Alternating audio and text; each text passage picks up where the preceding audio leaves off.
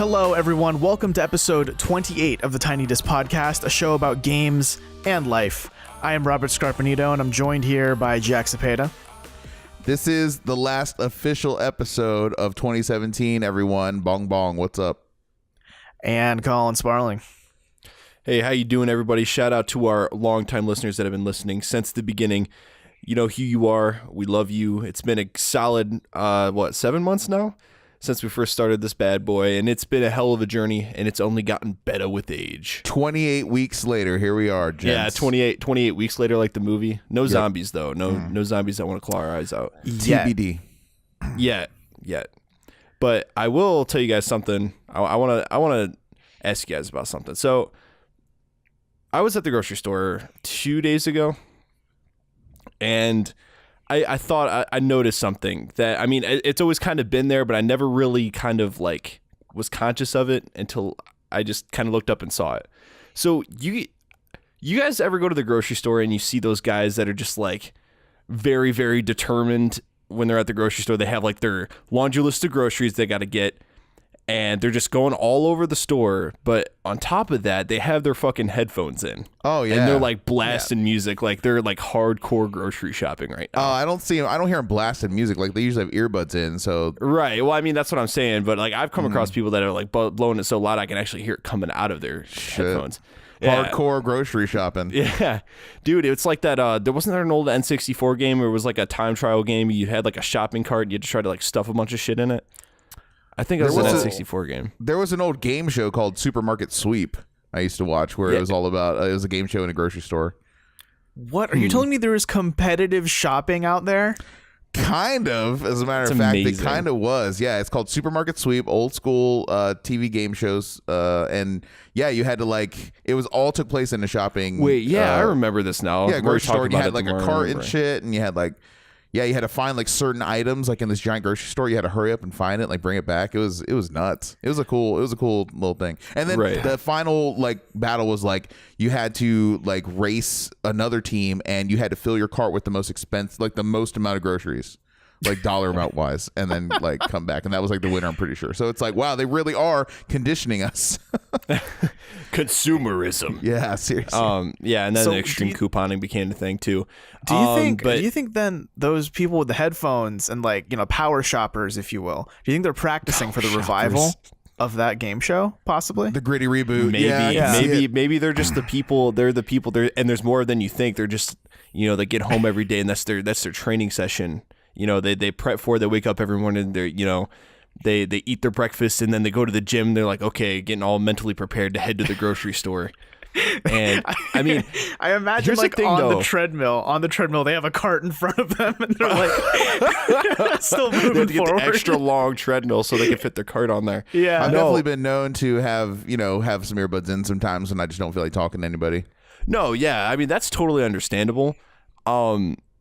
But like, I mean, you know what's funny too is the ironic part is like most of the people that I see doing this sort of thing actually do look like they have a more athletic build to them, like physique wise. Okay. And so I don't know if that's just like a coincidence or not, but what I'm kind of getting at with this is like, is there a time, like is there any unnecessary moments where you have seen people listening to music in your own lives? Because I don't know, I feel like that's one for me. Like I never really think about just jamming out while I'm at the grocery store. I don't know. It's not really a bad thing, but it's kind of like thing. You're like, yeah, now you know that people do it. You're like, huh, maybe I should do that. Right. And I'm not like, and I'm not saying like I'm against it or anything like that. It's just not really something I ever thought about before I started, like actually before I started living here, like here in Columbus in the city. It's never really a thing I saw back home. I'm trying to think of where an inappropriate, earbud moment would be. Like I've been to a few funerals, unfortunately, and no one was doing it there. So I thought you were about to say, and I know a few people who did it there. It's like, whoa. No. Yeah, someone's just in the back fucking rocking out to the Bee Gees or something. I'm just trying to imagine staying alive by the Bee Gees. Oh jeez. I'm just trying to imagine I'm just trying to imagine a scenario where that would be inappropriate, I mean, at a concert, right? That'd be like weird. That'd be weird. Well, I hate the people with the full-on iPads at the concert Please don't do that anymore. That are full of holding up an iPad and recording and shit. Please, like, no. Put the iPad down. And like, no one has lighters anymore. So whenever the crowd like holds up lights, it's always the flashlight of your phone now. So whatever. I understand that. I'd rather you do that than smoke, I guess. But you know, I just remember the good old days.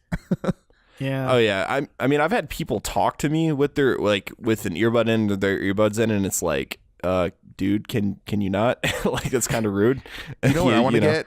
We're talking about earbuds. I want to get those earbuds where they let ambient noise in. Like, they have a microphone as well, and you can control like how much ambient noise you hear with the music. So like you wouldn't have to like pull out your earbuds to hear conversations around you. There are even some earbuds that they kind of give you superpowers. So not only do they give you ambient noise without pulling your earbuds out, but you can turn them up and you can hear like across the room like people are saying. Oh yeah, that's like some straight like Spy Kids type shit. Yeah, and those are a thing now, and they're wireless buds. The sound quality isn't there yet, but you know, when it finally gets there eventually, like I'd probably be interested in picking some of those up. Well, you heard it here first, folks. If you think Jack's in the vicinity, don't talk about anything personal. No, just don't at all. Maybe I don't want to hear it.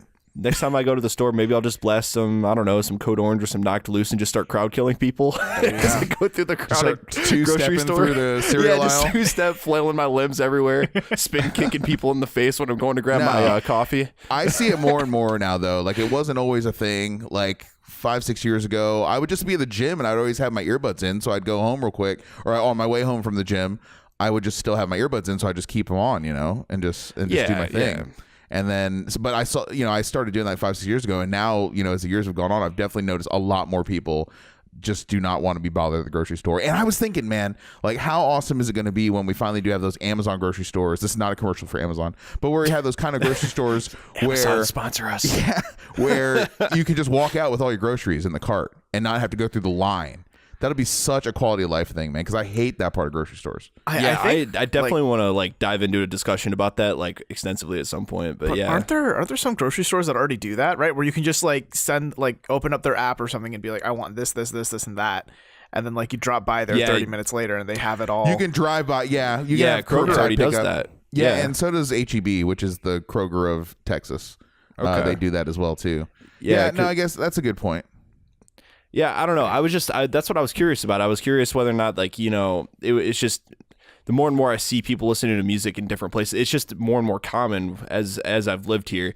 And, you know, there's the whole stigma of, like, you know, you're on your commute to campus or your job or whatever, and you see people with headphones on, and you just kind of assume they don't want to be talked to. Well, you know what's funny about the funny thing about that is, like, I may listen to music, but I'm not like one of those people who are like, oh, I have my headphones and don't fucking talk to me. Like, I'm not one of those people. Like, if someone came up to me and started having like a random conversation with me, like, I would be more than willing to talk to them as long as they're not like creeping me out or whatever. You know, actually, speaking of that, you want to hear one of the weirdest fucking like interactions I've ever witnessed at a grocery store that involves headphones? Please. It was one of those, you know, like two people about to turn into the same aisle, and then it's like, no, you go first. Oh, I'm sorry, you go first. You know, we've all had those moments. Oh, then they fall in love. No, right. But so this lady with a cart was like about to go in this place where this guy with a basket was about to go, and the guy with the basket, he was like athletic build, headphones in, etc. Hey. Basically, the guy Colin's imagining. And the lady is like, a stereotype here, guys. And the lady goes, you go ahead. And his response is, I have headphones in. You have to go. What? That's so weird. Wait. I wanted to stop and be like, excuse me? Wait, was that like, I have headphones in, comma, you have to go? Or was that like, I have headphones in, it's a very strange you argument. have to go? Like, he did that. I think I knew what he meant, but he just didn't come out right. He did that thing I get it now. Where he like points at his ears and like makes that face like, I can't hear you, but just vocally says, I have headphones in, you have to go.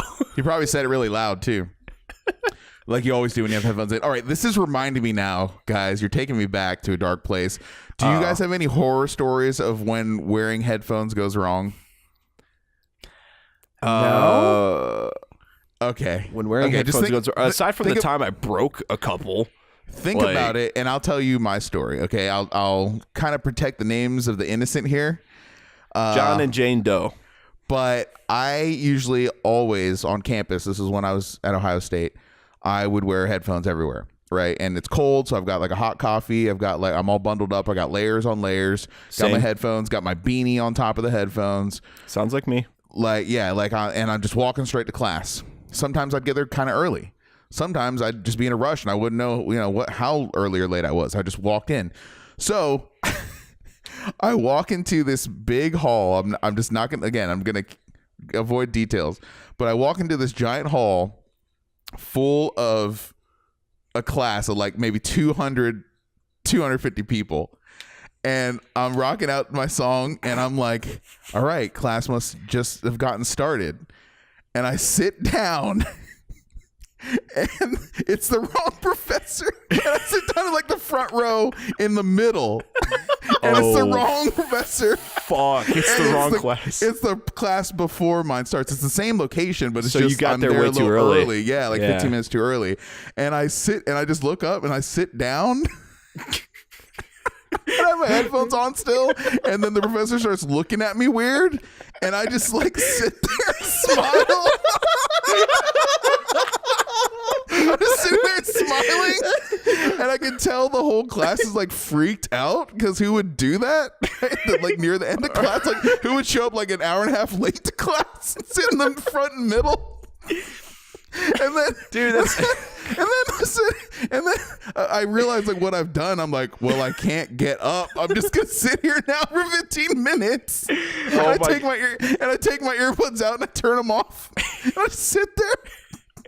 And then you slump ever slower into your chair. I start slumping down like, oh no. Like, I realize what I've done. You've signed this like, social contract. You're stuck here. Absolutely. Yeah, it's almost we're like in that. this. That episode of How I Met Your Mother, where Ted walks into the class, and it's the wrong class. He thought he was supposed to be teaching like architecture 101 or whatever the hell it was. Yeah. And he gets like 30 minutes into the lecture, and they tell him like, "Dude, you're in the wrong fucking class." Yeah, seriously, I know that pain. And so what else happened? So I take my earbuds off, and right when I take them off, like I sit there and I'm like taking my gloves off, taking my scarf off. Then I finally get my earbuds off. Then I hear the teacher just go, or the professor go, so we'll just move on, I guess. Like she proceeded to teach the class. Everyone knows I'm in the wrong room. Oh my and god! Then after, and then I realized obviously what happened. And then after the class is dismissed, she walks right up to me and like just starts like kind of cussing me out, right? Because it was like a weird, creepy thing. And also, this is a time too, like dark, like turn to the story. But this is a time too where like people were very paranoid about like security and shit, like on campus. Like campus was considered kind of vulnerable target, so people were very concerned about that at that time too, and rightfully so, right? But so I was like, I'm really sorry, it'll never happen again. I had my earbuds in. Like I was trying to tell her, but she like, I could tell that she wasn't having it. She was so angry. She wanted to do more than just like yell at me right then and there. She wanted me to pay for this in some way, shape, or form. Yikes. But she calmed down. And like nothing ever happened. But I could tell she wanted some action, I don't know that. That's a little. And it never happened, but yeah. I think poor word of choice, but. Oh wait. She was so mad she wanted to bust the nut. No. She wanted some action to be taken against me. I think is what I'm trying to say. We like know. academic, We know, like discipline or on a discipline level. All right, I'll stop. She's such So we've got a great show for you today. Hella news going on. But first, let's talk about some video games. Colin, do you want to start us off? Yeah, so what you guys know about that PUBG though? Well, it's just a little indie game. I know a little thing about it. I know it sucks like shit on the Xbox. Whoa. If you try and play that version, it's the worst version. Don't play it. But on PC, it's supposed to be okay. So I don't understand like why all these articles are coming out from these big media outlets. They're like, hey, Xbox version of PUBG runs like ass. I'm like, no shit. Like, yeah, it's this like is news to people. It's like sub 30 frames. Yeah, that's what I'm saying. Like it's subpar, like not even close to being optimized on PC yet, and they expect it to run on a console. Like, get out of here. Yeah, I mean, there was a part of me that really hoped that with the like billions of dollars Brendan Green, PlayerUnknown himself, has made, that maybe they found the magic juice they needed to make it run all right on a console. But I guess not. Yeah, not on that console though. No? Like even on the Xbox One X, it still is subpar. Yeah, it's struggling, but it is to say it is in early access. But I digress. We played the test server this week, so what'd you think of it, Colin? Right. So that aside, we're about a week out from 1.0 coming out, but they did release the desert map post game awards here, and wow, is it fun? I'm loving the desert map myself, man. Yeah. I do. It's a lot more varied terrain, a lot more. I think a lot more settlements too. I think me and Robert were talking about. It seems like there's just there's a lot more buildings. Yeah. And I don't know, like it's a lot more fun. There's a lot of fucking hot zones. It feels like the last game me and Robert played, it felt like we were getting shot at left and right as soon as we dropped. And ever since, like we ran into people every 2 seconds. It felt like. Yeah, I told Robert like when we first played the test server. I told him like, hey, when you load up this test server, someone who's spent over 50 hours in PUBG, like. It's going to feel like we're actually playing PUBG 3, like not just one sequel above, but it's like way polished. It feels way cleaner. It plays a lot smoother.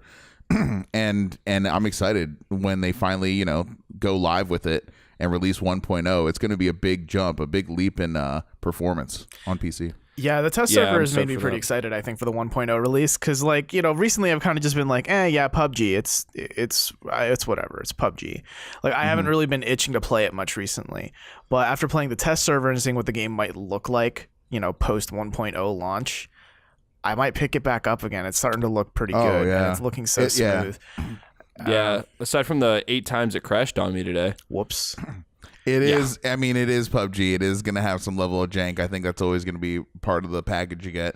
But I am really impressed with the improvements they made on the desert map. Again, with the new weapons, they have a Winchester. There's a sawed-off shotgun. Oh, yeah, that's right. I think there's other guns that I haven't even seen yet. New vehicles. Yeah. Yeah. I just think everything plays much better. Also, we're neglecting to mention the mantling is literally a game changer. You can now enter buildings by jumping through glass windows, which is like a thing. So you have to worry about that as well when people are kind of creeping up on you. But there's a lot to be excited about, I think, for fans of PUBG. I'm really looking forward to that releasing, and we don't have to pay anymore because it's just coming out now. Yeah. And the price won't go up, so that's cool too. Hell yeah. Thank you for listening to the PUBG podcast. I wonder if there is. Could you sustain a whole like weekly podcast on just PUBG? Listen, I kind of feel like that'd be hard to do. I think it'd just be stories. Yeah, it would have to be. Because I know Destin Legary from IGN does Fire Team Chat, something like that. Anyway, it's a weekly Destiny 2 podcast. Yeah. Yeah. So PUBG, I don't know how he does that. It'd have to be like your featured city of the week or something. It'd just be really hard to sustain a show, like a weekly show on just that one game, I feel like. I mean, I'm sure someone's out there doing it. I'm sure, people are looking at it because it is going to be a big esport whenever, that time does come. But I think that'd be difficult to do. Yeah, I feel like PUBG doesn't get that many updates to make it worth having like a weekly podcast about it. Like League of Legends, for example, has hella weekly podcasts. But that's also because that game gets updated every other day, basically.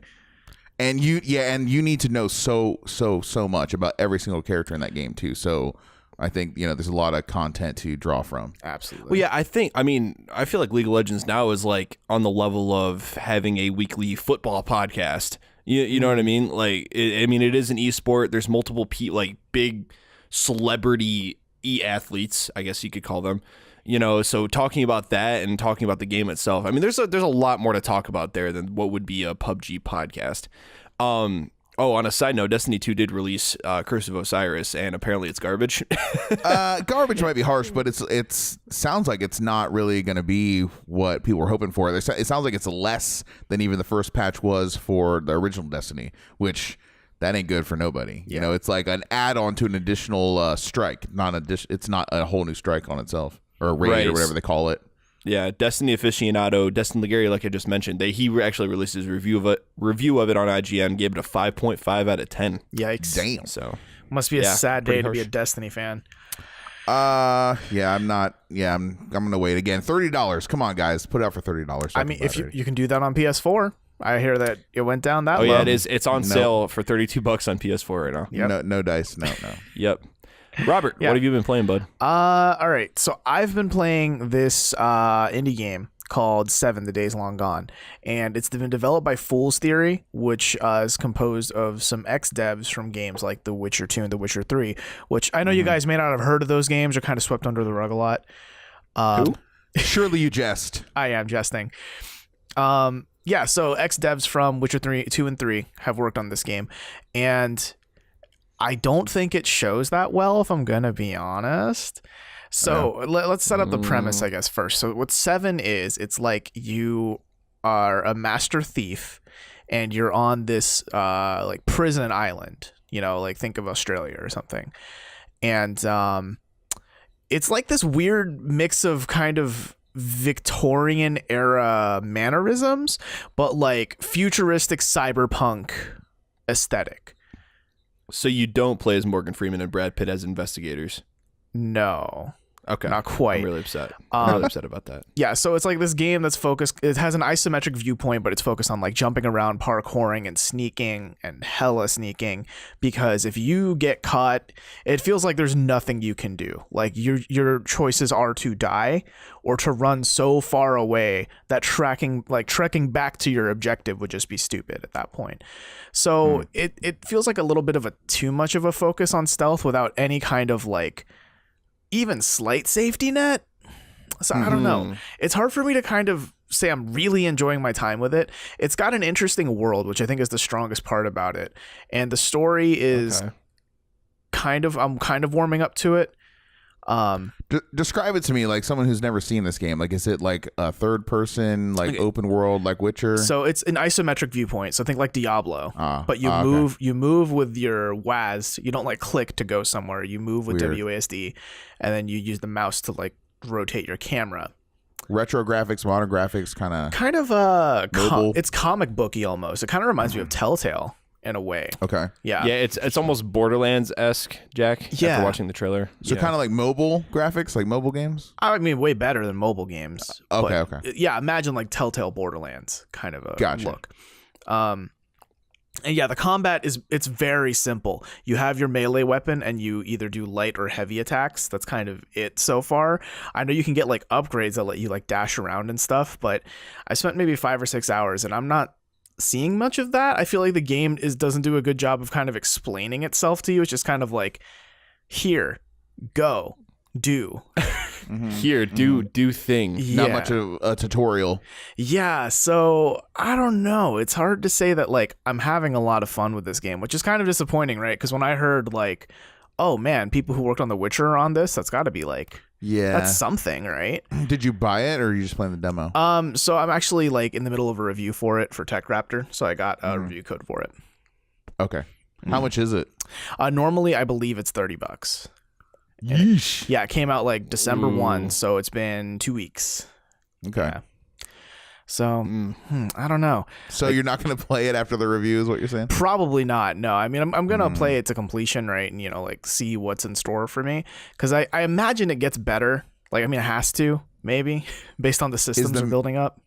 Is the music a standout at all? Or are there any like multiplayer features? So the music's really weird, right? So you've got like, you know, it doesn't stand out per se, but it fits that aesthetic, right? It fits this kind of like mystical island with a lot of weird technologies aesthetic.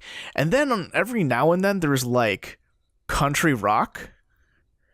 Oh, which is like, what's happening here? No. Okay. I hate country. Yeah, I'm not a fan of country either, but my main concern is more like, what justified this choice of track for this game? I don't understand at all. It's going to have like Billy Bob, or what's his name? Billy Ray Cyrus. Yeah. And that dude that's on the Chattahoochee River song. Heart. You guys know that song? No. Went down yonder on the Chattahoochee. Never knew much of muddy water meant to me. All right. Okay, we're ending. It was stopping right there. This is it. I went down yonder on the chat. No, sorry. Yeah. So I don't know. I guess like if you were looking at this game because you heard about the Witcher devs thing, it's kind of like, I don't know. It's still a maybe for me. I really am leaning more toward a no in terms of recommendation for it. Okay. Yeah, it's something with. It sounds like it's something with some potential, but then just kind of squandered there. What a like poor time to release a game. Yeah, that's kind of a gamble too. Like early December. Yeah. Mm-hmm. I don't know. It seems like a game where they wanted like a lot of depth to it, but present it without any instruction, and then kind of it just makes you naturally go to like the simplest way to do things. Mm-hmm. Which is apparently never the best way to do things because I've had to reload it countless times. So it's on like PC. What else is on? I think it's just PC. Okay. Sounds like it could work on iPad maybe. No, you don't think so? Based on the control scheme, no, I wouldn't say so. Okay, well, fuck that then. It has no hope. Yeah, it's dead in the water. Yeah, it's unfortunate to hear. But yeah, I think that should do it for us for talking about games this week, huh? Yeah, very, very meh note there. Yeah. I can sing some more if you guys want to lift up the spirits. Well, we're down yonder on the Chattahoochee. To me. Let's go to the news. All right. Let's kick things off with some Star Trek announcement. Not Star Wars. Don't worry. We're not spoiling it. Quentin Tarantino is directing a new Star Trek movie. This is like 99% going to happen. It's not a guaranteed sure thing, but he is like pitching the studio like, listen, I'm working on the Star Trek movie. It needs to be rated R. And they agreed. And then J.J. Abrams himself, right, like is producing the film too. So they're looking for finalizing a screenwriter right now. It'll probably be a couple years off, but this is in motion. The monster is in motion to get an actual Tarantino version of Star Trek. This is so incredible. Like, look forward to it probably 2020 or so. Like, this is like, I can only think of like all the great quotes, all the great movie references. Just, I mean, this is a perfect marriage for me because I love the direction that Star Trek started going in was it 09? Or no, when was with that last? reboot, the good right? one. Yeah, whenever that reboot happened. I love that version of Star Trek. I love Tarantino, like beyond words. So this is like an awesome, awesome thing for me. And I just can't believe it's even like possibly real, like going to happen in our universe. So what's going to happen is half of this movie is going to be in black and white, and it's going to have Samuel L. Jackson in it. You know, he's going to be playing some sort of character. Half the characters are going to die. Yeah, probably. And then Uma Thurman, and then Samuel L. Jackson's going to be like, you know, Klingon motherfucker, do you speak it? And, you know.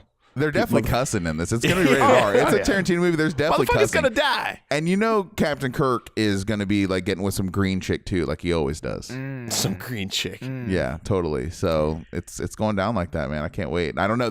It's not really news because, I mean, it's sort of his news, but we don't have any hard concrete like details or anything, but it's like actually going to happen. And this is via the Business Insider report too, so we should credit them, I guess. Yep. Street Fighter. You remember that game, guys? That's coming out again. And again and again and again and again and again. But no, there's a 30th a institution, man, of video game-ness. Yeah. So the 30th anniversary is coming up, and for that, Capcom is bundling 12 different versions of Street Fighter, 6 of them being Street Fighter 2s. Absolutely. Yeah, and putting it all together in this collection, the 30th anniversary collection. Should we read the roster of the games? Yeah. Can I please? Can I please? How about we trade here, like a true fighting game? I'll start and then we'll just go down the line. Ooh. Street Fighter 2. Street Fighter 2 Champion Edition. Street Fighter 2. What is that? I can't read that. Hyper Fighting. Is that okay? Hyper Fighting. Yeah. Super Street Fighter 2. The new challengers. You forgot that part. Oh, we're reading the different lists. This isn't gonna work, man. Oh, we are? Oh shit, my bad. Super Street Fighter 2, Street Fighter Alpha 2, Street Fighter Alpha 3, Street Fighter 3, Street Fighter 3 Second Impact, Street Fighter 3 Third Strike. This is incredible. And it's all for like no, what? Fuck that. This is awesome. This is going to be $40. It's coming to Switch, PC, and the consoles. And it's going to have like the full like Mega Man Legacy kind of treatment, right? So you're going to have all the archived videos, concept all the art. Yeah, you're going to have like a way to explore all their moves and all the sprite maps and all that stuff. Sprite analysis. Counting frames and shit. Like this is the absolute comprehensive Street Fighter 2 collection. So what is there to hate about this? What is there to even hate about this? It's $40. I just hate that there are like 50 billion Street Fighters, but they're only up to Street Fighter 5. Yeah. They're up to Final Fantasy 15, so I don't know. Yeah, like, but it's you gotta pick your poison, I guess. Yeah, but it's like mostly for the most part Final Fantasy 1, 2, 3, 4. I would argue. What? There's no like Final Fantasy 6 Hyper Turbo, Final Fantasy 6 Hyper Fighting, Final Fantasy 6 Alpha, Final Fantasy 6 Third Strike. You know, it's like, no, just give me the number. This is the day this is the days before patches happened, I guess. So they just released a whole new game, and everyone just kept rebuying it. So, jeez. But I am so hyped for this. I think it's a great value. I think that 4 of these games are gonna have online, so that's sick, and they're all like arcade perfect as well. So it's a really big deal, and I'm really looking forward to it. I think it comes out in March, if I remember correctly. May 2018. May? Okay. A little bit later. But yeah, May, and man, I think I'm going to buy this on Switch, and I'll probably buy it on PC as well. Wow, 2 buys. Yeah. Oh. I probably would, because to have it mobile, I think, is a really cool thing. But then also to be able to use my fight stick, like that's crucial. Yeah, it's very important. See, I love Capcom and their naming conventions. They even went as far as parodying it one time. And let me read this to you guys. Uh-oh. So they came out with a standalone DLC for, I think it was a standalone DLC for Dead Rising 3. And here's what they named it and made fun of themselves. Super Ultra Dead Rising 3 Arcade Remix Hyper Edition EX Plus Alpha. Absolutely. Yeah, that's an actual name for the DLC. It's awesome. Yeah. And EX Plus Alpha is a true, like, there is a Street Fighter game called EX Plus Alpha. I mean, Street Fighter EX Plus Alpha. Isn't also like there's a Dead Rising 4 Frank's Big Package? That's like a thing, right? Yeah, something While like that. we're talking about naming conventions. Oh, man. I'm so hyped for it, man. So don't listen to Robert, all the Street Fighter fans out there. This is awesome. No, I mean, I think it's great. I do think it's really good. I don't understand why there are so many Street Fighters. I just don't get it. It's 30 years old. Yeah, but like there aren't a lot of games that are 30 years old. It's all Street Fighter 2 with a different name. But no, they're not near the same games. I think if you played one to the other, I think you would appreciate the nuances between them. I think there's enough going on here. I mean, maybe. I don't know. The only Street Fighter I played was 5, and that was at a barcade once. And that's the worst one. Yeah. That's literally the worst one. I don't own a single Street Fighter, so it might be worth it for me. This is absolutely worth it. This is a great way to jump in the series, I think. Yeah, I mean, and 4 of the games are going to be online, so. I mean, I might pick it up, probably. Yo, so we're only a month out until Dragon Ball FighterZ. Get hype. Oh, wait, yeah, no, JK, I'm going to only buy that game and only play that fighting game for the rest of the year, so. Street Fighter is going to have to wait. How did I end up on a show with these guys? What is happening? Hey, listen, our System Works makes good fighting games, Jack, okay? Have you seen video of Dragon Ball FighterZ? I'm sure it looks like a good cartoon. I'm sure it looks good. Fuck you. It looks like a good fighting game. Not no, just but it looks a like the cartoon. I didn't mean it like a slight. I meant it like it looks like Indistinguishable from the cartoon, I'll bet. So it looks good, I bet. No, but it looks like a good fighting game, period. Okay, like there's plenty of those. Evo is picking like it up. Street Fighter? Yeah, I'm just saying, don't slight it because it's Dragon Ball. Slight it if you think it's a bad fighting game. Wait a second. What? Don't slight it because it's Dragon Ball? Yeah, only slight it if you think it's actually a bad fighting game. Okay. I'll let you know after I play it. Yeah, I doubt you will. All right. Last week, the Game Awards happened. That was a hell of a show. The Keeleys. If I remember right, they broke the record and had like 11.5 million people streaming it. Yeah, a 300% increase in streamership and in live streams, and that is not a small metric, man. That is a huge achievement for any show. Year over year to increase the viewership by 3 times, like that's awesome. Like seriously, and I thought this year was the best one. We usually make fun of the Keeleys. We usually make fun of the Game Awards. I actually think they were pretty on point this year. I have very few complaints. I didn't really like the live music, like the band or whoever that was. I can't remember what they were called. Some French band. Yeah, I don't really like them that much. It was okay. I think they were not so bad. I like the orchestra. I guess I was just spoiled last year with the doom death metal part, but see, for me, I don't remember which orchestra piece it was because I think it was maybe the first one where instead of it being a medley, they just kind of like stop and leave like a beat of silence between each like, you know, like here's a piece of the song from this game and a piece of a song from that game. It wasn't like actually blended together. It was just like stop. And then this song, stop. Yeah, that's lazy. Stop. That's lazy. Hammer time. Yeah. But this year, there were a lot less empty seats. I still did see some, but there were a lot less. And I just thought overall, with the amount of exclusives they had, the huge, like, dumpster that they backed into us of news and just, like, laid, like, there it is. Here's all these new games, all these world exclusives. Like, I thought it was totally worthwhile. I watched it twice, actually. Yeah. Just to make sure I caught everything. So what our plan here is we're not going to just read off the list of nominees and winners because you can look that up. We're going to talk about all the big news that dropped out of that award show. World premiere. Let me just ask you real quick. So, yeah, people go ahead and look up, like, the nominees and the winners. Go ahead. But I just want to ask you guys, Were you surprised by any of the results of the award show?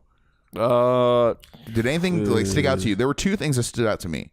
I was shocked that. What's that? What were you surprised by? I was surprised that I didn't play the game yet, but the what is it called? The Edith Finch. What's the name of that? Oh yeah, What Remains of Edith Finch. I almost said The Vanishing of Edith Finch. Yeah, The Vanishing of Ethan Carter. Yeah, but no, the All That Remains of Edith Finch. I didn't know that it was the Unfinished Swan devs that made that. Yeah, and then I knew that I loved Wolfenstein's narrative so much, and we've talked about it many times on this podcast. But then when that got beat for Edith Finch, I was like, oh, maybe I should pay a little bit more attention to this. And then I ended up buying the game, beating it in a couple hours, and I thought it was awesome too because I wanted to see like what is going to win this award over. Oh, Wolfenstein. You did play Edith Finch? Yeah, I did, and I beat it too. And so we can talk about that some Hell point yeah, in the future. I'd love to talk. I'd love to get into spoilers with you. So, I thought that was a surprise. I didn't see that coming. And then also, I'm forgetting the actress's name, but the woman, the main character in Hellblade, Melissa Jurgens. Yes, for her winning the best performance, that was a surprise to me too. A pleasant surprise. I definitely think she put in an amazing performance, especially for being her first acting gig ever. They didn't even award her based on that. They just awarded her based on her performance overall. Evaluating her equally alongside other seasoned actors. So I mean, that was a surprise. I loved her reaction because that's exactly how I would have been if I would have gotten a fucking award handed to me by none other than Andy Serkis. Yeah, I'd be like, "Can you come up here? Come up here, man! It's Andy Serkis." Yeah, dude, I would have been shaking. Like I would have been just like her. I would have been shaking. She was so excited. Dude. She's just a video editor. She's not even an actress. So she was so happy, and dude, I'm so happy that she got that award. She definitely deserved it. Absolutely, so, yeah, that was awesome. Any other surprises though from you guys at all? I didn't find off the top of my head. Yeah, honestly, I didn't find the Melissa Jurgens thing that surprising. Only because when I played through Hellblade, I was like, this is some of the best acting I've seen in a game. And like I played all the games on the nominee list except for Uncharted, but like I'll be honest, I kind of know what I'm expecting from Uncharted anyway. Like their acting is good, but rarely do I feel like it ever breaks the envelope and goes beyond and makes it something really fascinating. Brian Bloom. Well, real quick, I do totally believe she deserves that award, but I just thought she would go. The Academy or whatever, the judges would go with like a more well-known actor in that category. That's all. Yeah, I mean, because Brian Bloom, he does a fan-fucking-tastic job at making a Nazi killing machine like BJ an actually good character to listen to when he monologues. Like, he does a fantastic job in Wolfenstein. And the same can be said for Ashley Birch, right? For Aloy as Horizon Zero Dawn. Right. I thought she was probably going to win it actually. Yeah, I don't know though. I think Melissa just did the best job out of all of them. So for me, that was just like, oh, kind of expected that. So I don't know. I will say I do agree with you about being surprised with the narrative thing, but also I've heard a lot of great things about Edith Finch. So yeah, not much I can say. Yeah, I was actually that's what I was taken aback by how glorious that dude's beard was. The dude who developed Edith Finch. Yeah, dude's beard, and he was wearing a top hat too, wasn't he?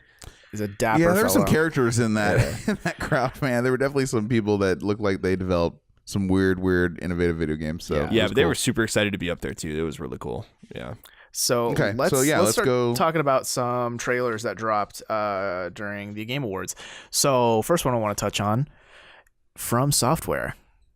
They had like a 20-second little thing. Yeah, a 20-second Bloodborne 2 trailer. Okay, let's move on. I don't know if it's Bloodborne for sure, my man. It's Bloodborne 2. I thought for sure if you look at what that is, it's Bloodborne 2. If you look at what that is. But then I heard someone tell me that what is it, like Shadows Die Twice? Is that that the so line? It could be Tenchu. Someone told me that was a line that a boss says in Tenchu, and I was like, whoa, I didn't even know From Software made Tenchu. That sounds like a far cry away from Kingsfield. Yeah.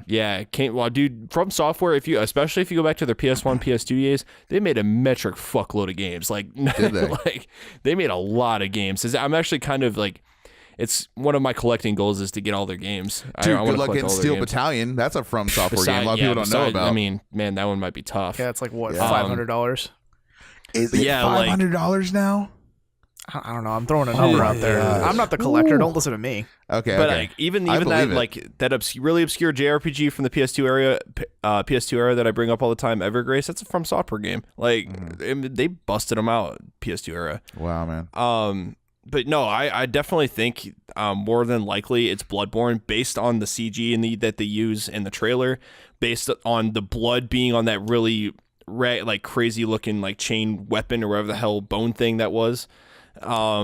It just the way the CG looks, the way the animation looks, the way the lighting looks, it reminds me of the announcement trailer for Bloodborne. Yeah, I totally think it is that. And then the text that says "Shadows Die Twice" looks like the Bloodborne font. Maybe though that is all a slight though. Yeah, what if right? it's And the Shadows Die Twice line? Yeah, that would be genius way of doing it. Way better than when Kojima did Phantom Pain, and like everyone figured out it was Metal Gear in 5 minutes.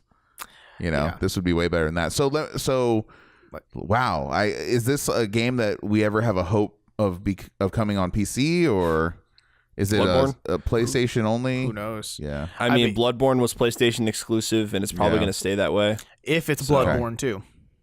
But who knows, right? If it's Bloodborne 2, yeah. Can't confirm. But you know what we can confirm? You can play Bayonetta 1 and 2 on your Switch, like sometime next year. But also, Bayonetta 3. Yes. Listen, Jeff, you think I was going to get on this stage just to announce Bayonetta 1 and 2? I love Reggie. He's like, listen to me, Jeff. I'm going to grab you by the testicles right here. Do you really think I came here for some shitty little Bayonetta 1 and 2 news? No. Yeah. Wow. Play the music. That was cool. Yeah. Bayonetta 3, motherfuckers. Man, that's fucking Reggie walks off the stage with both middle fingers up. I am so shocked that this exists. I mean, I know Bayonetta 2 was like a cult classic. I didn't think though that it did the numbers to justify another sequel, but apparently I'm wrong. I'm so glad I am. I mean, now does what? Well, do you think part of that is because the Wii U didn't do the numbers? Exactly. Let me ask you this now, guys. Yeah. I have a valid argument and point to make here now. Tell me if you agree or disagree. Is Bayonetta now officially a Nintendo licensed property? Like it's a first party franchise now, like Metroid, Mario, and Zelda, and now Bayonetta? I'd say so. I mean, right? I would say Beyblade is definitely pretty close to that. I mean, at least a second party developer. Like I think it's second party. It'd be like it's part of the Nintendo family asterisk, except for that first game. Mm-hmm. It's a second party game. Yeah, absolutely locked in. Yeah, but I mean, man, what if Nintendo like lended their talents right to help like make Bayonetta 3 something crazy? Here's all I'm scared of. Okay, Bayonetta 2 took the formula of the first one and made it better in every way. Okay, you can do that once. I don't know if you can do that again and just make another one of those games. I don't know if I want that. Listen, go ahead. Devil May Cry 3 was a thing. Devil May Cry 3 is heralded as the best in the series. No, it's not. It kind of is. DMC's the best. See, the people who say Devil May Cry 3 is the best would gut you right now. Yeah. but I don't like Devil May Cry 3. Guys, I like the first one. Hear me out. Super Bayonetta Odyssey. That's what I'm saying. They're going to have to do something, I think, drastic to make this relevant. I just can't see another Bayonetta. I just don't want the series getting stale.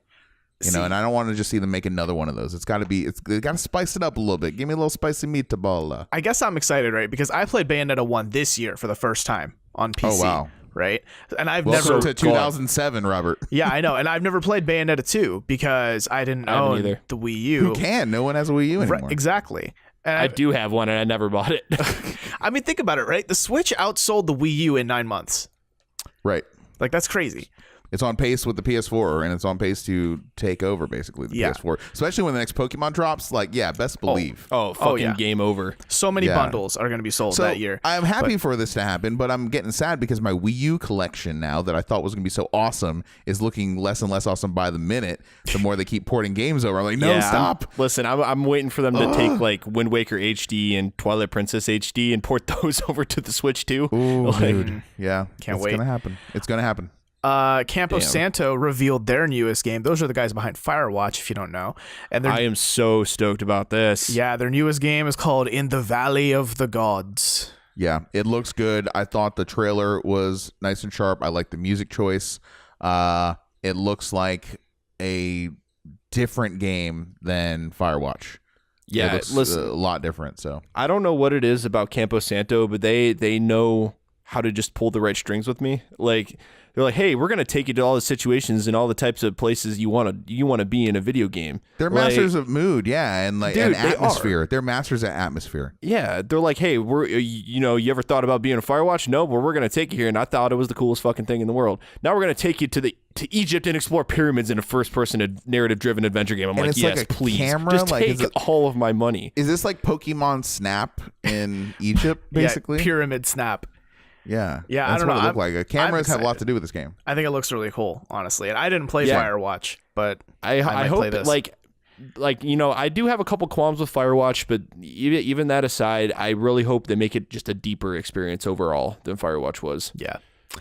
The people behind Vanishing of Ethan Carter, People Can Fly, they've announced their new game, Witchfire, which at first I was kind of like, oh man, I guess it looks all right, but whatever. And then they had that like little bit in the trailer where they were like, also with people from Painkiller and Bulletstorm. Yeah, and they're like boom, boom, yeah, clack, clack. I'm like, whoa, okay. I'm into that. Bulletstorm was a fucking great game.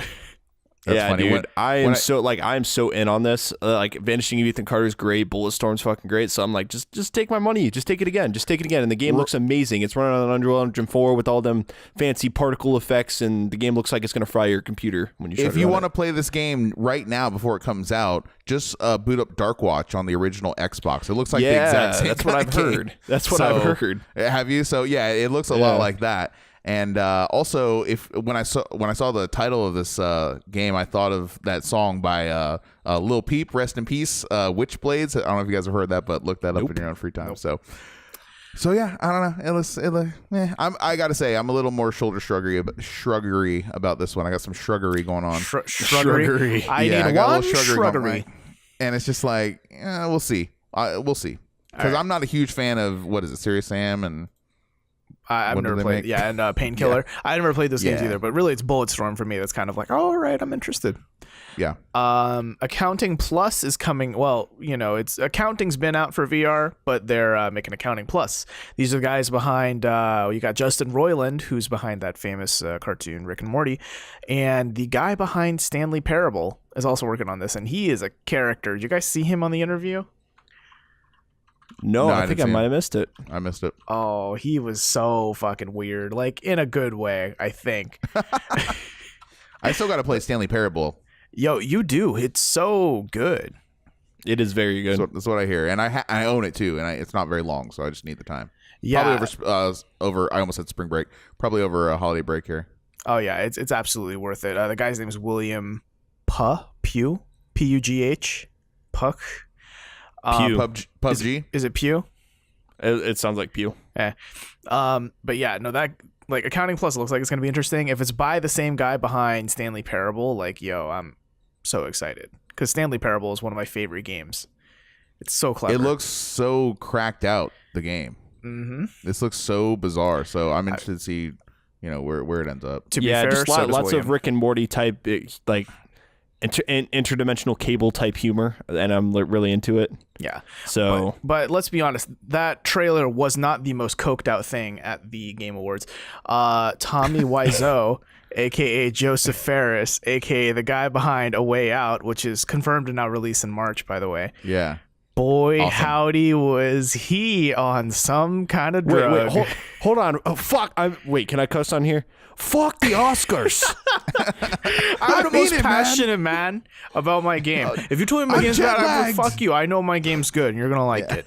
I love this industry. I love America. Okay, Joseph, we don't have any more time. Let's get to the trailer. Holy shit. He's like, all right, you show the trailer, we come back and we talk some more. Like, no, we're not. No, it's over.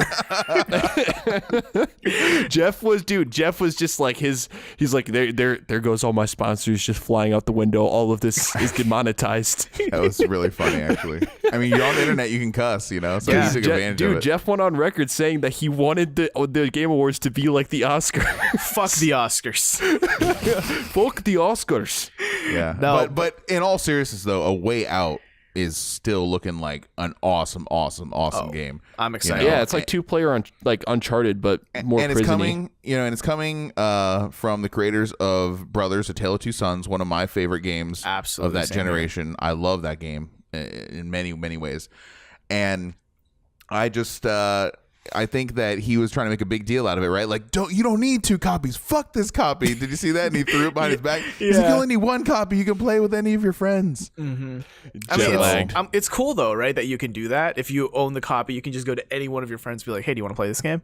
I do think that's cool. How does that work though? I imagine it might be like, you ever own a DS and it was like that download play thing? Yep. That's so what they'd have to be so they would have to be at home and like use your like access code or something to get on? Well, no, I think I would assume so. You can like download a version of the game that only like it boots up maybe a client and then it has to like your friend connects with you and then it loads it up for you or something like that. Well, that's a cool idea, but you're gonna have to like do it a day in advance, like because the PSN network is fucking slow. Oh yeah. So to sit there and wait hours for this whole game download, like no, like you're gonna have to plan this ahead. But I'd still rather be there than not. So kudos to that. Yeah, for sure. Guys, you know something I wasn't expecting? My soul to burn? Yeah. Soul Calibur 6. Y'all. Do your soul still burn? Do your soul still burn? Yes, they do. My soul's burning. That it was announced with fucking Harada-san from Tekken coming out with his friend. And, like he's just dressed up in his kimono and his good old sunglasses. He looks like a fucking Yakuza. Is living life, dude. Why are we all not wearing kimonos everywhere? That's my question. Are you guys not? Dude, I need to get a kimono. He looks. I need a fucking kimono. I need one of those sandals with like just the 2 little stumps on the bottom. Clogs. The clods. Yeah, I need some Japanese some sanctuary salt to like throw in front of me so I walk in front like sumo wrestlers. Like, anyways. Yeah, but no. So Soul Calibur 6 is coming out, and a guy who worked on the Tekken 7 team is going to be heading this one up. It looks good. It looks like a prequel. It looks like an early in the timeline. Mitsurugi be looking like he's a teenager. Can I confess? I've never played a Soul Calibur, actually. Wow. What? Yeah. Wow.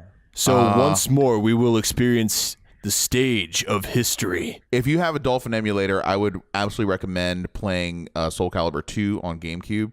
Link is in it. Link is in that. Or you could come over to my place and play fucking Soul Calibur 1 on the Dreamcast. Yikes. That is commonly known as the best version of Soul Calibur. Yeah.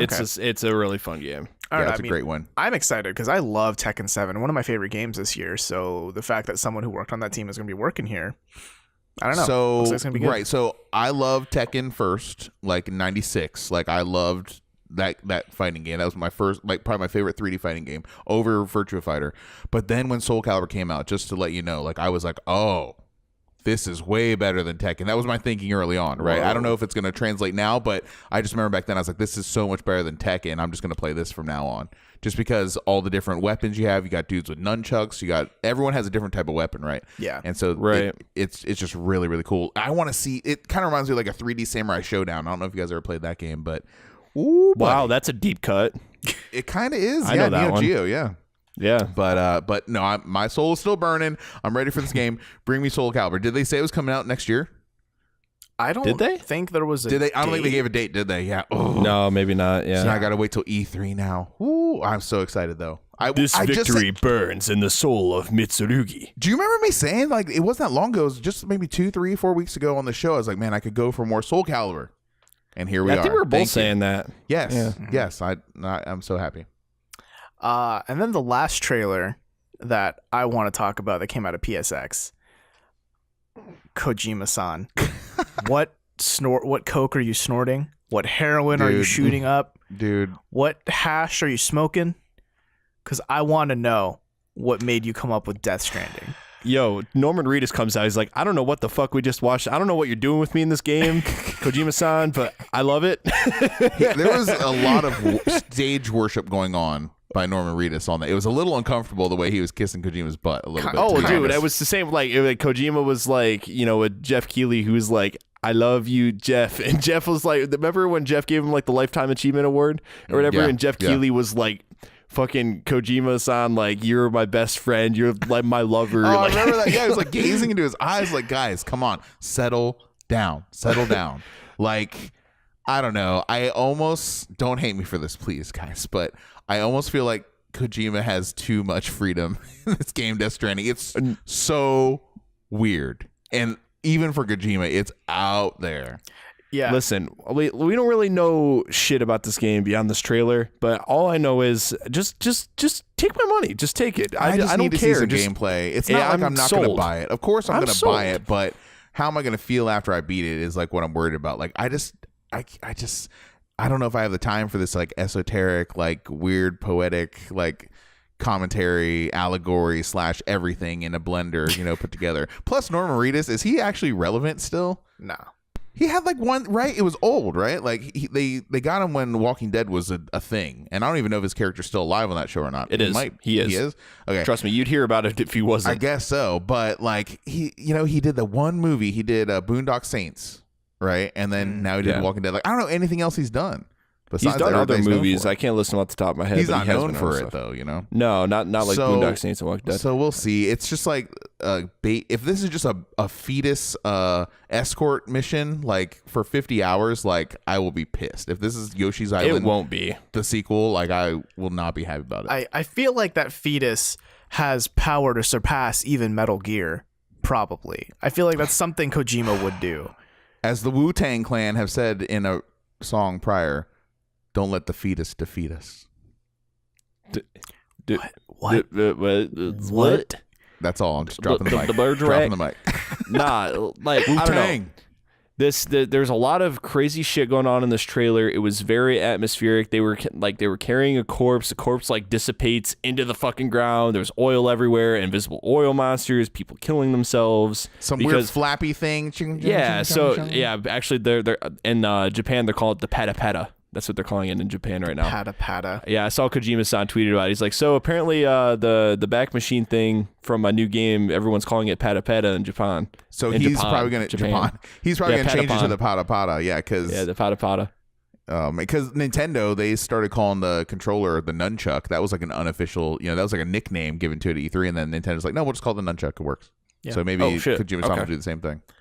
No, man. But I mean, I don't know. Trailer was pretty cool. Obviously, the monsters, whoever they are in this game, want the people alive because the one dude was like stabbing himself as he was getting like sucked up into the vortex. So I don't know what it all means, man. There's people aging. Questions. There's babies everywhere. I don't even know if Kojima knows what this means this point. Guys, I'm gonna just level with you here, okay? I love me some Metal Gear. I like Kojima, but just the direction he's been going ever since kind of Metal Gear 4. I feel like everything is getting more like gory, more like gross and bloody, and just way more like eviscerating. Like I just don't know if I like that direction. Like where that one chick had like the bomb like in her body, and then she like jumps out the helicopter and like explodes. Spoilers for Metal Gear 5. Like like just stuff Ground like that. Zeroes. Just like this is gross. Like I just want to be a spy, man. I just want to sneaking mission. Give me one. I think my takeaway from this trailer is I think I like it. I think I'm okay with. I think the thing about the trailers, no one can know how they feel about it. That's what's so weird about it. That's especially the whole thing about Kojima. I mean, you guys know me. I like shit that I really have to read into. Okay, so I'm fucking sold on this. This looks fucking symbolic as shit. Some like this it's gonna be like a higher level thinking type of shit. Like you're not gonna understand what the hell's going on until you beat the game a couple times. Sold. I'm sold in that. Yeah, I'm going to buy it and I'm going to play it. Of course, like curiosity has already gotten the better of me. So I'm sold in that regard. But like I said, I'm worried about how I'm going to feel after I beat it, like whether I'm going to regret the time or not. And I am worried about that, which I wish I wasn't. So fair enough. We'll see. We got some time till we even probably see any gameplay, to be honest with you. Yeah, when's that going to be? 2025? Maybe 2030? Probably 2020, 2021, if I had to guess. 2020. I'm calling 2020. But the Game Awards were not the big thing. The only thing that happened last week. They were kind of the big thing. Yeah, it was the big thing. But PSX was also over the weekend, and honestly, not as much came out of it compared to what I expected. I mean, to be fair, PlayStation has been like stretching themselves pretty thin. You know what I mean? We had E3, and then we had Paris Games Week, then we had the Game Awards. Now PSX. I was crossing my fingers for the new console to be announced because that's the one I'm going to be buying. The one that like will stand up to the Xbox One X. PS4 like Pro 2. Yeah, whatever they want to call the PS4 Pro Extra Edition, EX Plus Alpha. Yeah, that was the one I wanted. But it's not to be announced yet. Who knows? But maybe next year. If not next year, I think definitely a lock for 2019 though. Would be the 4K. Yeah, I feel like 2019 is the best bet because the PS4 Pro just came out late last year. So I think I can finally play Horizon. Yeah, right. Because you can't play it now. No way. Can't play it. No, absolutely not. Heck no. Like I had to hack my normal PS4 to be able to play it, and I had to hack my TV too. Had to give it like thousands more pixels. But no. So what came out of PSX, Robert? So PSX, we only want to hit a couple headlines here, but Wipeout Omega Collection is getting a VR edition. I have one word to say. Wipeout Omega Collection vomit reality. Oh my gosh, because I love Wipeout. I'm a huge Wipeout fan, but VR alone, just a little bit of VR I've done has made me nauseous. But the thought of like being in Wipeout, yeah, like I know I'm not gonna last. The optimal way to play this, like you're gonna want to be in a kneeling position, and just right in front of you, you're gonna want a toilet, and so controller in hand. Yeah, I can feel the G's. Oh man. So I mean, someone thought this is a good idea. Someone thought this is good. We will see. But what's that game? Trackmania is kind of like real fast-paced racing, right? Yeah. They had a VR version of that game on PlayStation, and the way they adjusted for that was terrible, I thought. They did like a third-person, way far back view of the car on the road, but then you just like went like in a very smooth motion. Almost imagine like a helicopter flying over the track, and then when you're controlling the car, when you turn left and right, you watch the car turn like this in front of you, but your view never shifts. It was a really shitty way to play a racing game. Gross. Yeah, it was not worth it like VR at all. Like who would ever want that, So I don't know what they're going to do, but like I said, someone thought that Wipeout was a good idea and it remains to be seen. I am perfectly happy not playing in VR, just playing good old regular Wipeout. To be fair, I after watching the trailer, it looks like the cockpit of the cars when you're in VR is actually gyroscoped. If that makes sense. So like when you say like your car goes around a really like hard turn, it's like banking, you are going to stay like level with the ground, if that makes sense. You know what I'm saying? Like you're going to stay parallel with the actual ground. You're not going to be actually turning. You know what I'm saying? So the cockpit of the cars are like gyroscopes, so you're not like getting a crazy amount of. Just thinking about it, though, is like.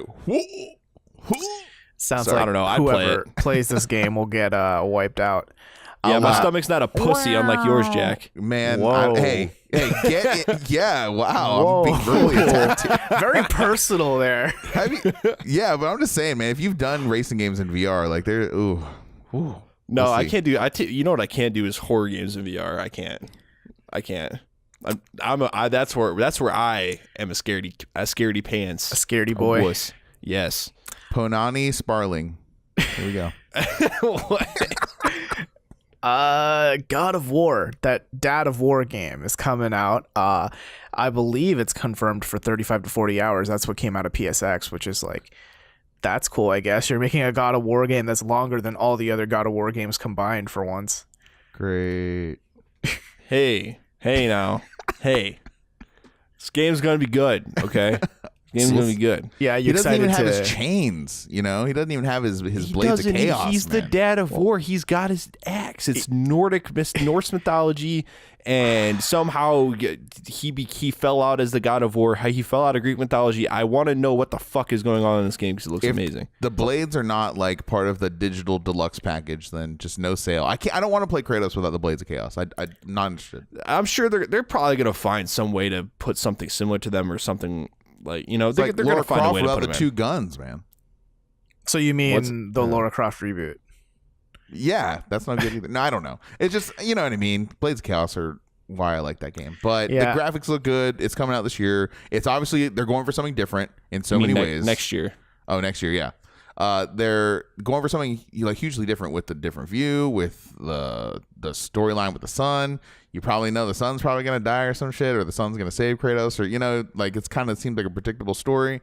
But yeah, we'll see. I'll give it a chance. I don't know. I imagine it might be like kind of open worldy. It's hard to imagine it like. I think it is going to be open world based on some of the gameplay that we've seen. Yeah, like a linear story based God of War that's like 30 hours long. Like that doesn't sound realistic to me. I'm just worried about the combat like suffering due to all these changes here, because I thought the combat was the strongest part about the whole series. So I like the way it felt, and God of War 3 is one of the best looking games too. on that generation. I thought it looked phenomenal. So this game looks good too, but I've fallen off for the franchise, and they're gonna have to do a lot to get me back. We'll see. Yeah, God of War Ascension was kind of a step down for the series. The graphics were really nice, but like the story was pretty meh. And so there wasn't really much keeping you there. With it being a prequel, it kind of hindered it a little bit. But I think this game's going to be good. This game, I have a really good feeling about it. So we'll see. I just want to believe. Speaking of games that I hope are really good, Detroit Become Human had like 15 minutes of gameplay. Where Detroit became human. He's already become human. It's over. The game's ended. Well, I mean, hey, Chicago's finally got a higher homicide rate than Detroit, so maybe. Hey. I am become human, destroyer of Detroit. Destroyer of androids.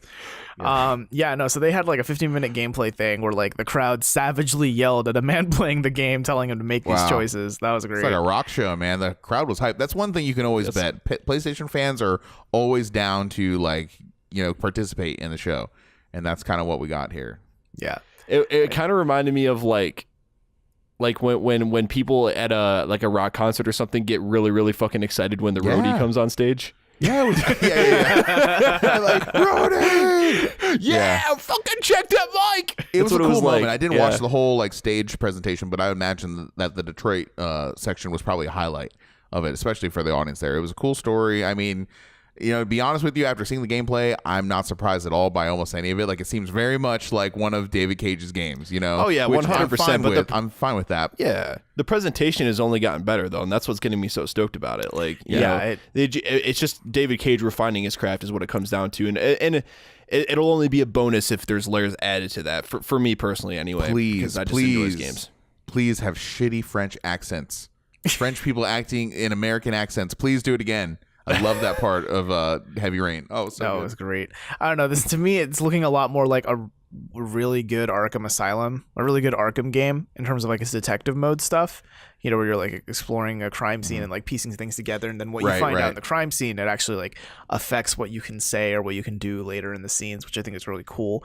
And I could see that like branching out so well in the other scenes they've showed, like those guys who were hijacking an Android, like store. And like trying to free all the androids. An Android store where they only sell not Apple products. Or like that scene, right, with that girl android who was trying to protect the little girl from being killed by her dad. Right. Yeah, like I could see the crime scene thing working there pretty well. And I don't know. It's got me a lot more hype for the game, honestly. I'm like really excited for it to come out. I'm worried that oh, go ahead. I was gonna say, well, is there a release date on it? I believe early 2018. So there's no date on it. There's no like date. First 3 months or that's what I heard. That's soon. I mean, the game looked pretty much finished when we watched it. I'm just worried like for this whole genre, like it almost when you make a game like this, it's almost like all right, you have to follow a linear storyline. Like it just seems limited, because that's how it has to be in order to like funnel you down this narrative path, right? So, well, I mean. See. I think David Cage's games have done pretty well about like actual branching story paths. Like Heavy Rain, spoiler alert, you can end the game without saving your son. Mm-hmm. You know what I mean? Like you can make the wrong choices. And I feel like this game is going to have a lot of that as well. Especially since now it's not as much just choices you make, but also like what if you miss evidence? Or what if you miss the specific clue in an event? And you're not able to recall it when you really need it the most to save someone or something like that. Yeah, I'm gonna play it. It's about time for me. I skipped Beyond Two Souls. Oh man, you really should go back and play that. Maybe, but I totally did skip it, so I'm ready for another one. I did enjoy my time with Beyond Two Souls, but every time Willem Dafoe said something, my headcanon was just like Spider-Man. Spider-Man. Willem Dafoe's awesome. Yeah. No, Willem Dafoe's actually really good in that game, though. His acting, he does a really nice acting job. It's pretty solid. Last thing to come out of PSX, if you play Monster Hunter World, you can replace your little like cat minion thingy with Mega Man. That's cool, so you can play as Aloy from Horizon Zero Dawn with your little Mega Man companion. Yeah. Dude, that's Monster great. Hunter, I'm hearing good things from that beta. I'm hearing really good things. So, I mean, Capcom's known for throwing in these goofy little Easter eggs, right? Like they had in Marvel vs. Capcom 3 or something like that, they had the box version of Mega Man on Mega Man 1, the NES version, the old Fat Man version of Mega Man. Like that's like super tongue in cheek, super fan servicey. You know, so the fact that they would throw in Aloy and throw in Mega Man and who knows what else into Monster Hunter on PS4, like that's just that's just a good time, man. And I'm looking forward to seeing more about the game. I've never really gotten huge into Monster Hunter, but I'm telling you, the hype is starting to hook me a little bit with everything I'm hearing from the beta. I wish I actually went in and got in on that now that I hear about the positive stuff, but we'll see. Yeah, doesn't this game drops next month? Is it right? that soon? Is it? Dang. It's very soon. Wow. Dude, so, man, 2018 is already kind of stacking up. Listen, we got Dragon Ball Fighter Z coming out in January. I think Monster Hunter World. I'm going to Google that real quick just to make sure. Because I know the PC version of Mon Hun World comes out later. It doesn't come out at the same time. January 26th, 2018. For PS4. Dude. Yeah. That's very soon. Dang, cool. That's what I'm saying. And then soon after that, I got my Shadow of the Colossus special edition pre-ordered. Oh, I fucking forgot about that. Yeah, the special edition, by the way, comes with a map and some like art cards and a steelbook and some fancy schmancy stuff, all under the full retail price. It's all like $50 for that. Yeah, $50 for that special edition. I mean, man, how many times are they going to make me buy this game? Damn it. I don't give a fuck. I want to play it so bad. Dude, it's one of my favorite games of all time. It's definitely in my top 25. Oh, yeah, it's up there for me. Yeah, it's a very, very good game. It's an awesome game. Have you ever played it before, Robert? Yeah. Okay. I don't feel the need to play it again and again and again. To be fair, if you look at the comparison video, they have done a lot.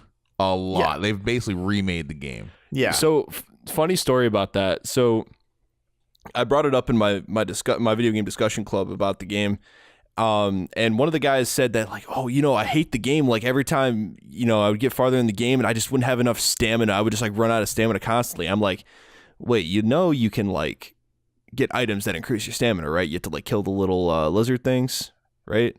And he's like, no. I didn't. What the fuck are you talking about? I'm like, whoops. Like, yeah, dude, you can increase your stamina bar. Like, it takes up a quarter of your screen if you get enough of them. Like, you can make it huge. You remind me of a funny story. So one year I got a couple I went on Black Friday and I got a great deal at Kmart. And it was like buy like 2 get 2 free or whatever on like games that were like 20 or less. So for like $40, I get this dude, massive, all brand new by the way, Mass Effect 2, Fallout 4 Game of the Year Edition, Fallout New Vegas Game of the Year Edition. Do you mean Fallout 3? Whatever, you know what I mean. Okay. And some other like big RPG. I got him like 400 hours of gaming for $40 basically. So like he's all set up. So months later down the road, I'm like, hey, how are you enjoying this game? He's like, man, I love Fallout, but he's like, but I just got too mad at that game, man. I had to stop. And I'm like, well, how far did you get? He's like, about 40 hours. I'm like, well, you didn't beat it? And he goes, no, man. He's like, about 3 hours in, I just couldn't move any faster and I didn't know what to do.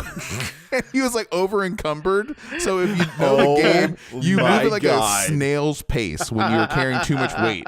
Dude, motherfucker played the game like that for 35 hours. That's what I'm laughing at. No fucking way. He played over encumbered for 35 hours.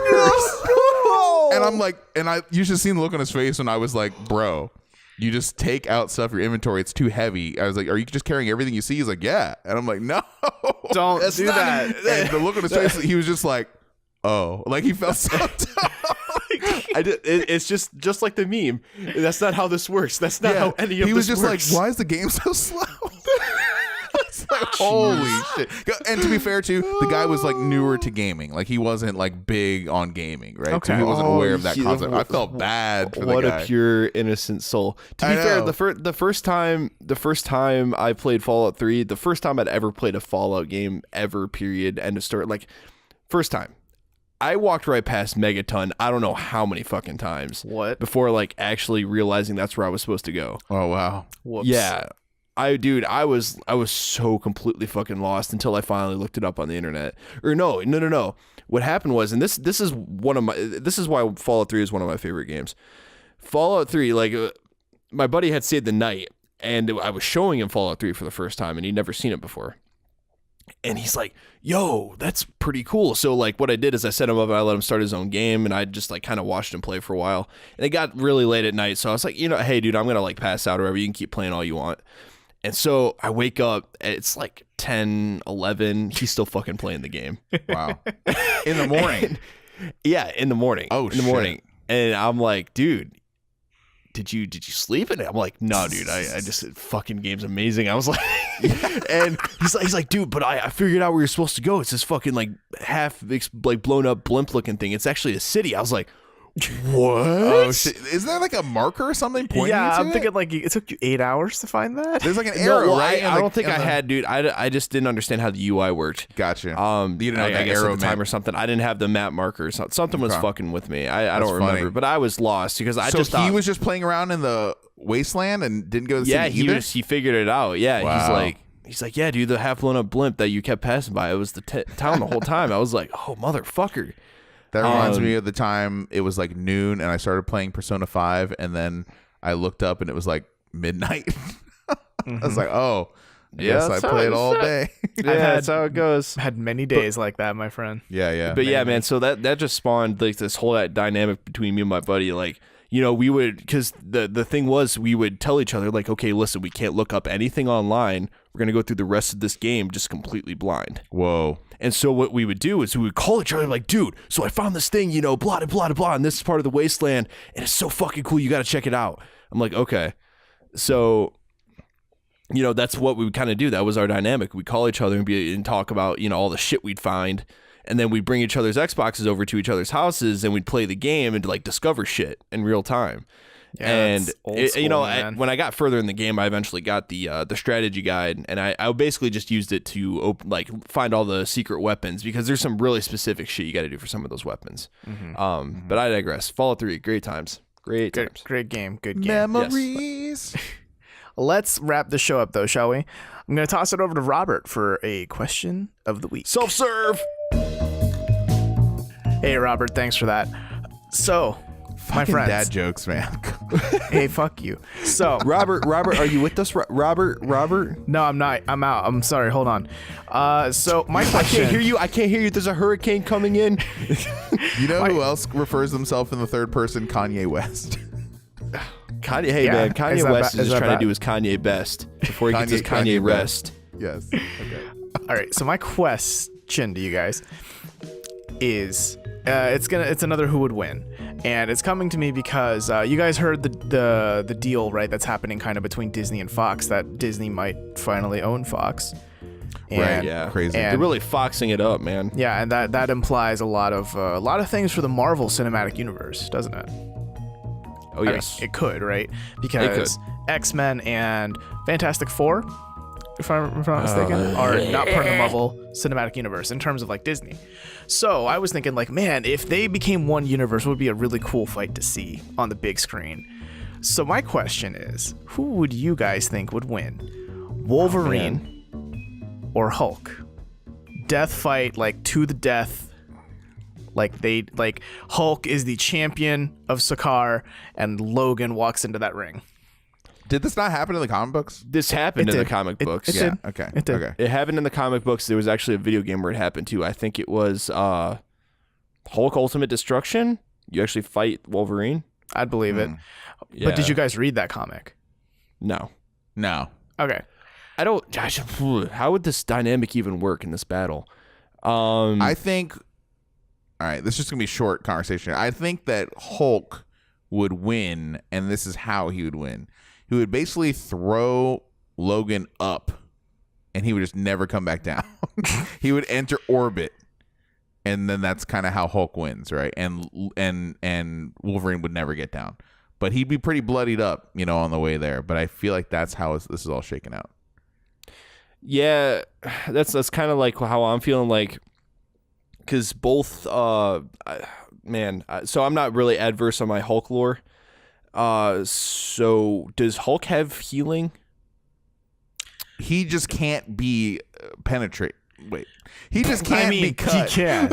He can't bullets like bounce off him. Bullets bounce off the man. Yeah. Right. I mean, Hulk is more like he can be hurt, but he gets so mad that he doesn't notice the pain. He can be knocked out. You know, he can. Right. You know, things can happen, but I've never seen him bleed in the movies. I don't know about the comic books, but yeah, because I remember in Avengers 2 where Tony Stark was in the Hulk busting. He's like, go to sleep, go to sleep, go to sleep, go to sleep, go to sleep. Right. Fucking punching the hell out of him. Yeah. No, so I'm guessing though that Wolverine's claws, since they're adamantium, he's definitely going to be able to fucking tear Hulk's shit wide open. You think? Adamantium is adamantium. Okay. It's like Marvel's answer to vibranium. No, I get it. Yeah. I get it.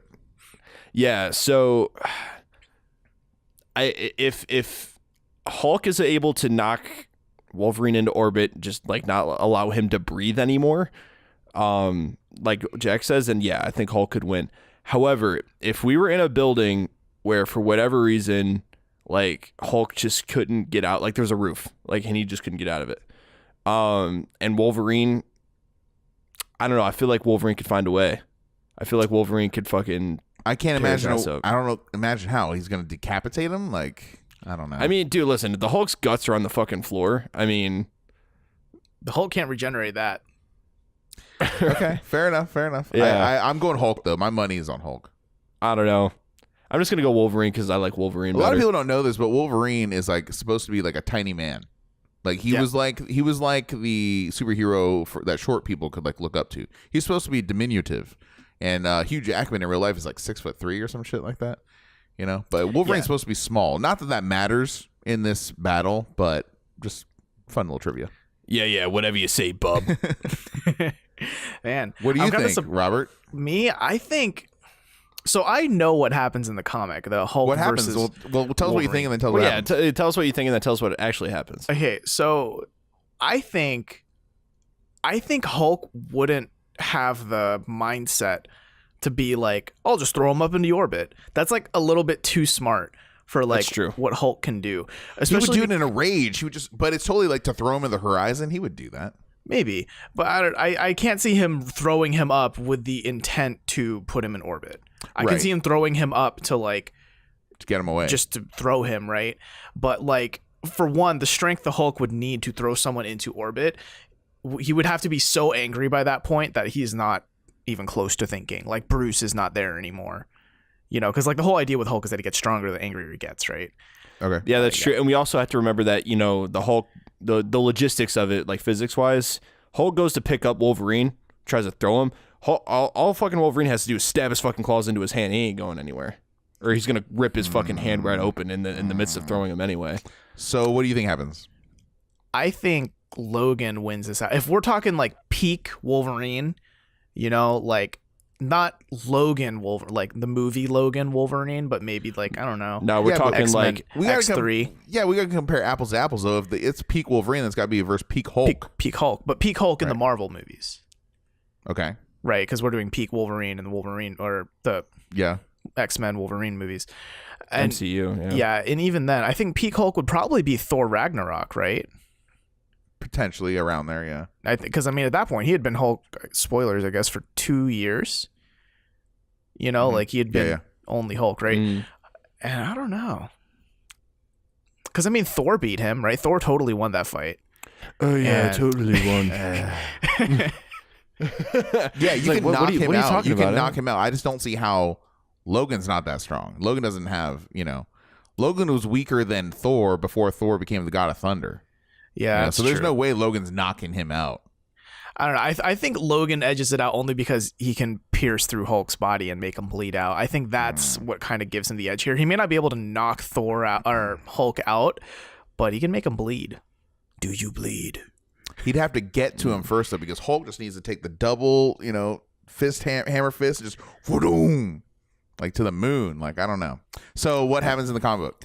So the comic book kind of cops it out, actually, where they do fight, and it kind of ends in like kind of a draw. Lame. And then Logan gets this like choker, and he finds Bruce Banner as Bruce Banner, and then puts the choker on him, and it's like, if you turn into the Hulk, you'll suffocate and die. So wouldn't that make him mad? Which would then make him the Hulk?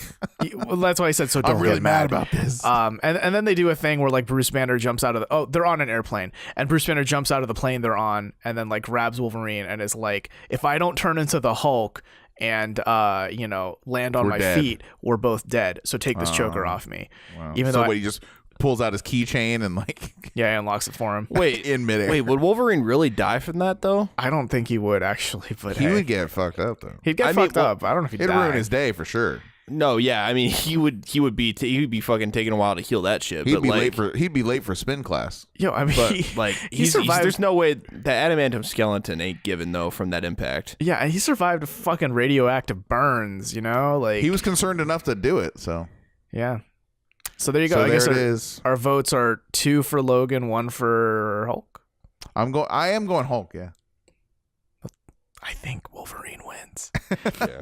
Clearly, it's a draw because Wolverine gets so outsmarted. we're trying to start a team here. Fuck off, buddy. Yeah, that was the best line. That was the one F word they could use in that movie, and it was perfect to keep it PG-13. Yeah. Absolutely, that was great. So a little bit of trivia here as well. So unfortunately, Hugh Jackman is not going to appear as Wolverine in Infinity War 2, which they were trying to sign him for that. Wait, what? Yes, you heard me right. Okay. Hugh Jackman was supposed to. They wanted him to cameo as Wolverine in Infinity War 2. Okay, I mean that like him saying no doesn't surprise me, but I'm just sad it's not going to happen because that would have been awesome. But I mean, you remember back when Logan came out, right? Like both Hugh Jackman and Patrick Stewart were both like, "This is like we're putting our characters to rest." He's been like, doing it for 18 years. Yeah, I get it. Wait, But Patrick what I'm Stewart's saying is, I didn't know like that. he wouldn't take the millions of dollars to like show up with like whoever is Infinity War 2, against Thanos. Like probably that would say awesome. the word "fuck" at some point. Probably not, but I mean, I'm disappointed by that. Yeah. And also, we're talking about movies as well. Like Logan is massively underrated. I feel like I don't feel like enough people know how awesome that movie is. That's one of the best superhero movies I've ever seen ever. So Can confirm. Like non-big superhero guy here. Yeah, Good it's just a sick Very good movie. It's sick, man, and it's on HBO Go now. I think is streaming it? there. So yeah. Oh shit. Yeah, dude. So do you have HBO Go? No, I don't, but that makes Okay. me want to get it. Yeah, I've been considering getting the Blu-ray for Logan because that movie is phenomenal. No, it's a great movie. It's right up there with like the Nolan Batman movies. I think it's great. So if you haven't seen Logan yet, like I give my endorsement for sure. Well, there you go. That's it for us here at the Tiny Disc Podcast. If you have any questions, comments, feedbacks, anything you want us to read on an episode, you can email them to us at tinydiscpodcast@gmail.com. You can follow us on all of our social media channels. You can find them on tinydisc.com, where we have all of our previous podcast episodes, as well as links to our Twitter and Facebook.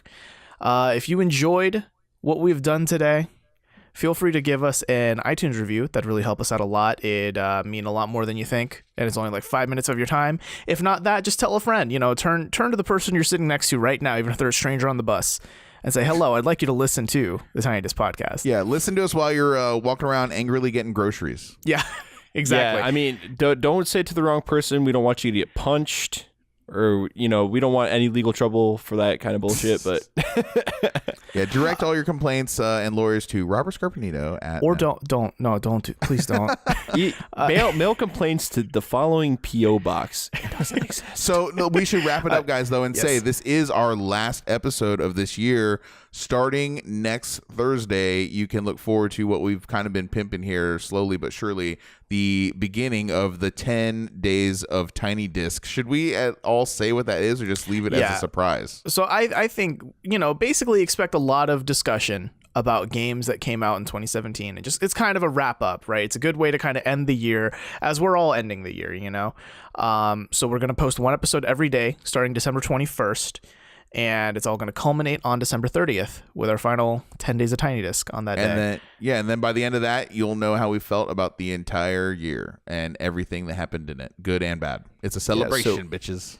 It's our gift. Our gift to you. I think is by the time you get said and done, it's probably going to be over 6 hours of us. Whoa, 6 I didn't hours even of do the content. math, but yeah, it's gonna be worthwhile, and it's you're gonna be on winter break, you're gonna be traveling, so a little more Tiny Disc for that ass.